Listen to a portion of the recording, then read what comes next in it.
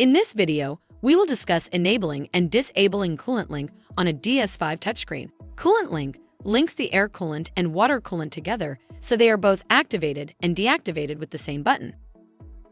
Begin by opening the Settings menu. Select Equipment Settings. Then Delivery System. Under General, select Handpieces. Here you can choose to enable or disable the Coolant Link. The Information option will give a description of the Coolant Link function.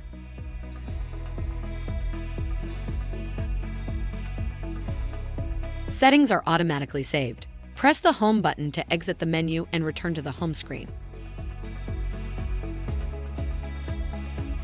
If you have additional questions, please call customer service at 1-800-547-1883. A helpful A-dec associate is just an email or phone call away. That's one thing you can always count on.